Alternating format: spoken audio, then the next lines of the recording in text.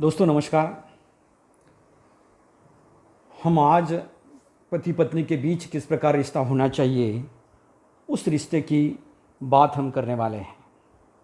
उस रिश्ते में भावनिक, वैचारिक, व्यावहारिक तथा औपचारिक और अनौपचारिक किस प्रकार का व्यवहार होना चाहिए, इस व्यवहार को हम एक लघु कथा के माध्यम से जो जय शंकर प्रसाद लिखित हैं हम देखने वाले हैं। दोस्तों, कलावती की शिक्षा ये छोटी सी लघु कथा है, लेकिन उसमें पति महाशय को बहुत अच्छे प्रकार से शिक्षा मिली हुई है। साहित्य कौन सा भी हो, उपन्यास हो, कहानी हो, नाटक हो, आत्मकथा हो, संस्मरण हो, रेखाचित्र हो या अन्य साहित्य हो, उसमें किस प्रकार श्री को चितारा गया है या चित्रित किया गया है, वह श्री किस प्रकार हैं। लेकिन वास्तविक रूप में या व्यावहारिक रूप में जो श्री होती है अर्थात पत्नी होती हैं, उसका व्यवहार और किसी उपन्यास की नायिका या किसी कहानी की नायिका उसका व्यवहार, इसमें फ़र्क होता है, उसमें अंतर होता है।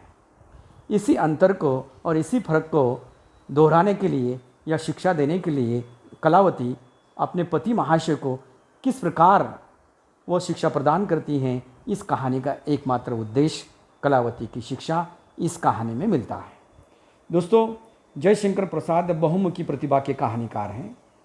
उन्होंने हिंदी साहित्य में कहानी, नाटक, उपन्यास और निबंध सभी क्षेत्रों में अपनी प्रतिभा का संस्पर्श से इन विधाओं को नवीन स्वरूप प्रदान किया है। कहानी के क्षेत्र में प्रसाद जी का अनुपम योगदान है। वे हिंदी कहानी के आदि जनकों में से एक हैं, क्योंकि उन्होंने 1910 में प्रकाशित उनकी ग्राम कहानी हिंदी की पहली कहानी मानी जा सकती है। उन्होंने वैयक्तिक धारा की कहानियों में सामाजिक समस्याओं का चित्रण भी किया हुआ है। सामाजिक चिंता और रोमान का एक मधुर तथा विरल संयोग भी उनकी कहानियों में मिलता है।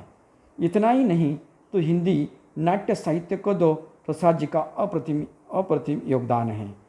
कविता के क्षेत्र में छायावाद के 4 स्तंभों में से एक स्तंभ उनके नाम पर है। उन्होंने सामाजिक विसंगतियों पर भी उपन्यास अत्यंत महत्वपूर्ण कथानक को लेकर लिखे हुए हैं। इसीलिए उनको हिंदी साहित्य का बहुमुखी प्रतिभा के अद्भुत साहित्यकार के रूप में एक पहचान मिली हुई है। दोस्तों, तो हम आते हैं उनकी लघु कथा कलावती की शिक्षा के ऊपर। जयशंकर प्रसाद की लघु कथा कलावती की शिक्षा मानवीय अनुभूतियों पर खरी उतरने वाली रचना है, जिसमें एक अनपढ़ पत्नी ने अपने उपन्यासकार पति को ऐसी शिक्षा दी है कि एक साहित्यकार मन को यह स्वीकार करना पड़ा है कि कथानक कहीं भी मिल सकते हैं। इधर उधर बिखरे पड़े कथानकों पर सिर्फ एक विशेष ध्यान देना होता है, जैसा कि उसकी पत्नी के व्यवहार व भावनाएं हैं। वही भावनाएं उपन्यासकार पति को उसके उपन्यास की नायिका में दिखाई देते हैं। प्रस्तुत लघु कथा की शुरुआत पति पत्नी के संवादों से होती है। इस लघु कथा का प्रमुख पात्र है श्याम सुंदर दास, जो एक उपन्यासकार है अर्थात साहित्यकार है, जिसकी पत्नी का नाम कलावती है। मैंने ये बातें तो आपको पहले ही समझा दी। कलावती किस प्रकार है, उसकी विशेषताएं, उसकी चरित्रगत विशेषताएं क्या हैं, वो देखिए। वह अनपढ़ है, रात का समय है और श्याम सुंदर ने विरक्त होकर कहा, कला, यह मुझे नहीं अच्छा लगता है। कलावती ने लैंप की बत्ती कम करते हुए सिर झुकाकर तिरछी चितवन से देखते हुए अपने पति को कहा, फिर मुझे भी सोने के समय यह रोशनी अच्छी नहीं लगती। श्याम सुंदर कहते हैं, तुम्हारा पलंग तो इस रोशनी से बचा है, तुम जाकर सो रहो और तुम रात भर यूं ही जागते रहोगे। अब की धीरे से कलावती ने हाथ से पुस्तक भी खींच ली। श्याम सुंदर को इस स्नेह में भी क्रोध आ गया। तिनक गए, तुम पढ़ने का सुख नहीं जानती, इसलिए तुमको समझना ही मूर्खता है। कलावती ने प्रगल्भ होकर कहा, मूर्ख बनकर थोड़ा समझा दो। अपने पति महाशय को कलावती कहते, क्योंकि कलावती अनपढ़ है और उसके पति पढ़े लिखे हैं, उपन्यासकार हैं, साहित्यकार हैं। इसलिए वो कहते हैं कि तुम पढ़ने का सुख नहीं जानती, इसलिए तुमको समझाना ही मूर्खता है, वो ऐसा कहते हैं। तब कथा आगे बढ़ती है। श्याम सुंदर भड़क उठे। उनकी शिक्षिता उपन्यास की नायिका उसी अध्याय में अपने प्रणयी के सामने आई थी। वह आगे बातचीत करती, उसी समय ऐसा व्याघात हुआ। जिस उपन्यास को पढ़ रहे हैं उसी उपन्यास की नायिका प्रणय लीला में है और वो प्रणय लीला के चरम शिखर पर पहुंचना चाहती है।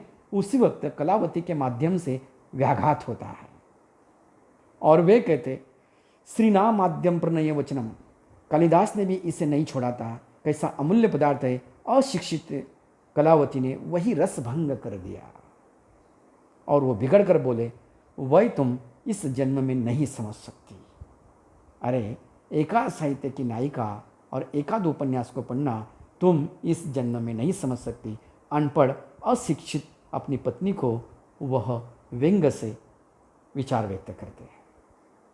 कलावती ने और भी हंसकर कहा, देखो, उस जन्म में भी ऐसा बहाना न करना।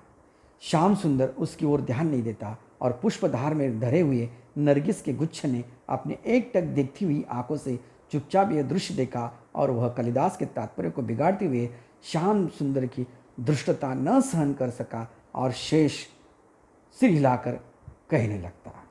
श्याम सुंदर ने लेम की बत्ती चढ़ाई। फिर अध्ययन आरंभ हुआ। कलावती अब की बार अपने पलंग पर जा बैठी। डिब्बा खोलकर पान लगाया। 2 खोली लेकर फिर श्याम सुंदर के पास आई। श्याम ने कहा, रख दो। खिली वाली हाथ मुंह की ओर बढ़ा, कुछ मुख भी बढ़ा, पान उसमें चला गया। वो पुतली सी बातें करती वह कहती हैं कि कलावती फिर लौटी और एक चीनी की पुतली लेकर उसे पढ़ाने बैठी। देखो, मैं तुम्हें 2-4 बातें सिखाता हूँ, उन्हें अच्छी तरह रट लेना, लज्जा कभी न करना।